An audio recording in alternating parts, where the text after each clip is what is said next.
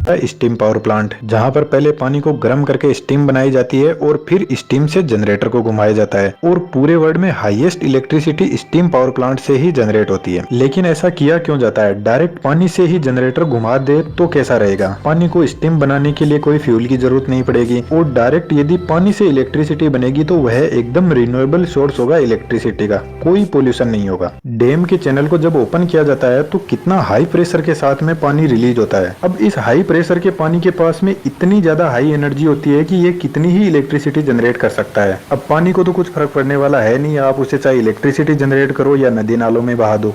आज की इस वीडियो में अपन यही जानेंगे कि हाइड्रो इलेक्ट्रिक पावर प्लांट है यह कैसे बनाया जाता है और यह कैसे काम करता है। जो बड़े बड़े डैम होते हैं उनके चैनल को जब ओपन किया जाता है तो चैनल के अंदर जनरेटर लगा दिया जाता है, तो पानी जनरेटर को घुमाते हुए आगे निकल जाता है और इलेक्ट्रिसिटी जनरेट होने लग जाती है। लेकिन यहाँ पर दिक्कत यह आती है कि डैम के अंदर पानी को बहुत टाइम लगता है स्टोर होने में, बहुत टाइम तो यह हाइड्रो इलेक्ट्रिक पावर प्लांट बंद ही पड़े रहते हैं। और जब डैम के चैनल को खोला जाता है तो थोड़े टाइम के लिए ही खोला जाता है, ऐसा नहीं है कि महीनों के महीनों ही डैम के चैनल ओपन रहते हैं।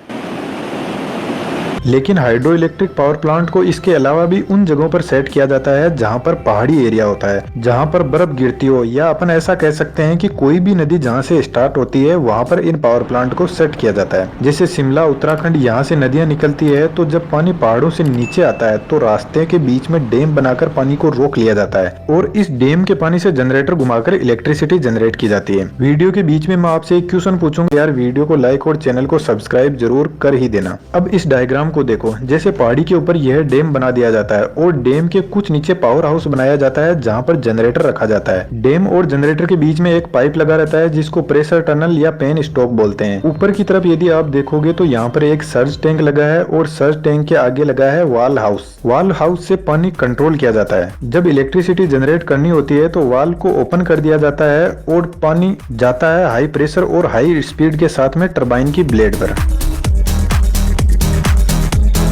इस वाल्व हाउस में दो टाइप के वाल्व होते हैं। फर्स्ट वन स्लुइसिंग वाल्व है, यह सिर्फ पानी को कंट्रोल करता है। जब पानी ऊपर से छोड़ना होता है तब इस वाल्व को ओपन कर दिया जाता है।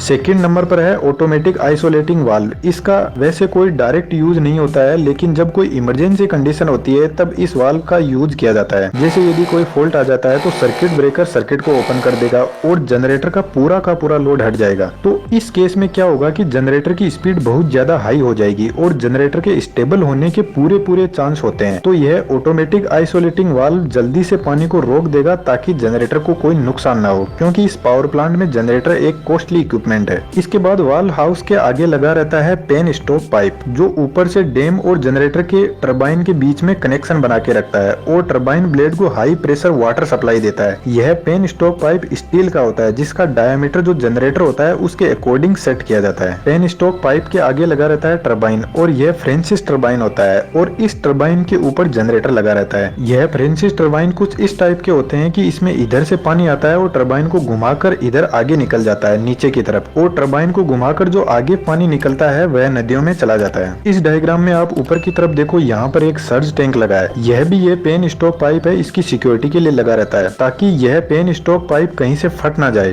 कुछ होता ऐसा है कि जब फॉल्ट की वजह से लोड हट जाता है जनरेटर से, तो अभी मैंने बताया था कि जनरेटर की स्पीड बढ़ जाएगी तो जनरेटर अनस्टेबल होने के चांसेस भी बढ़ जाएंगे। तो इस केस में जनरेटर का टरबाइन है, जहाँ से टरबाइन के अंदर पानी एंटर होता है वहाँ पर गवर्नर लगा रहता है। गवर्नर भी एक तरीके का वाल्व ही है। तो जब जनरेटर से लोड हटता है तो यह गवर्नर जो टरबाइन का गेट है उसको तुरंत बंद कर देता है ताकि टरबाइन की वाटर सप्लाई रोक सके। तो जैसे ही गवर्नर टरबाइन की वाटर सप्लाई रोकता है तो जो पानी ऊपर से स्पीड में आ रहा है उसका पूरा प्रेशर यह जो पेन स्टॉक पाइप है इस पर आ जाएगा। तो इस केस में क्या होता है कि यह पाइप फट सकता है और यदि पाइप फटेगा तो डैम को भी नुकसान हो सकता है, और यदि डैम टूट गया तो फिर पूरा का पूरा पावर प्लांट और आसपास का एरिया बह जाएगा। तो यह जो सर्ज टैंक होता है जब गवर्नर टरबाइन का गेट बंद करता है तो वाटर का प्रेशर होता है, उससे यह पानी थोड़ा बहुत सर्ज टैंक में चला जाएगा, जिससे पेन स्टॉक पाइप का प्रेशर थोड़ा कम हो जाएगा। दूसरा काम इस सर्ज टैंक का यह भी होता है कि जब डैम के अंदर पानी कम होता है और लोड की रिक्वायरमेंट बढ़ जाती है तो उस केस में सर्ज टैंक के अंदर जो पानी होता है उसको छोड़ा जाता है, ताकि जो टरबाइन की ब्लेड है उन पर प्रेशर पूरा बना रहे। अब आपके दिमाग में एक क्वेश्चन जरूर आया होगा कि जब ऑटोमेटिक आइसोलेटिंग वाल्व लगा है पानी को कंट्रोल करने के लिए, जब लोड एकदम से हट जाता है उस केस में, तो यह नीचे की तरफ गवर्नर की क्यों जरूरत पड़ती है टरबाइन के गेट को बंद करने के लिए? यहाँ जो ऑटोमेटिक आइसोलेटिंग वाल्व है वह पानी को एकदम बंद कर देता है, लेकिन यह जो गवर्नर है यह पानी को कंट्रोल करता है जनरेटर के लोड के हिसाब से। जब लोड कम होता है तो यह पानी की सप्लाई कम कर देता है, और जब लोड ज्यादा होता है तो यह पूरा गेट ओपन कर देता है टरबाइन का और फुल प्रेशर के साथ में पानी भेजता है। अब आज का आपके लिए क्वेश्चन, जो हाइड्रो इलेक्ट्रिक पावर प्लांट होता है उसमें सिंक्रोनस जनरेटर यूज होता है, और उस जनरेटर का नाम क्या है?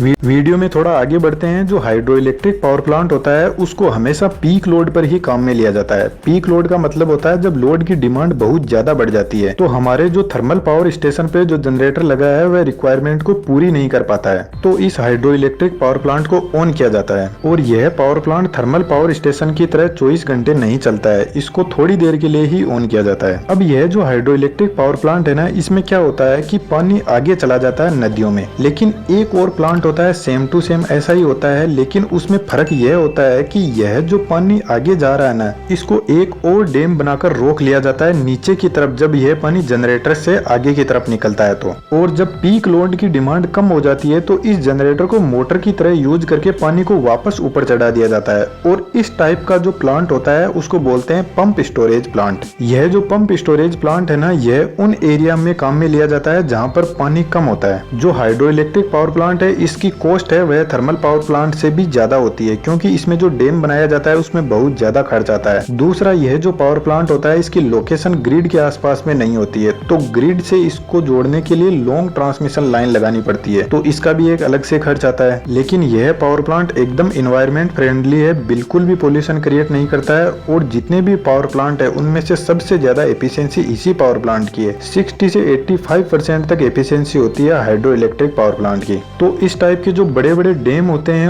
उनके जो चैनल होते हैं उनमें जनरेटर को सेट करके फुल प्रेशर के साथ में पानी छोड़ा जाता है, और यहाँ पर जो जनरेटर लगे रहते हैं वह अच्छी खासी इलेक्ट्रिसिटी जनरेट करते हैं। यहाँ तक दुनिया में जो भी सबसे बड़े ज्यादा लार्ज स्केल पर इलेक्ट्रिसिटी जनरेट करने वाले पावर प्लांट है उनमें हाइड्रो इलेक्ट्रिक पावर प्लांट का ही नाम आता है सबसे पहले। लेकिन यह सिर्फ और सिर्फ पीक लोड पावर प्लांट है, बेस लोड पावर प्लांट नहीं है थर्मल पावर प्लांट की तरह।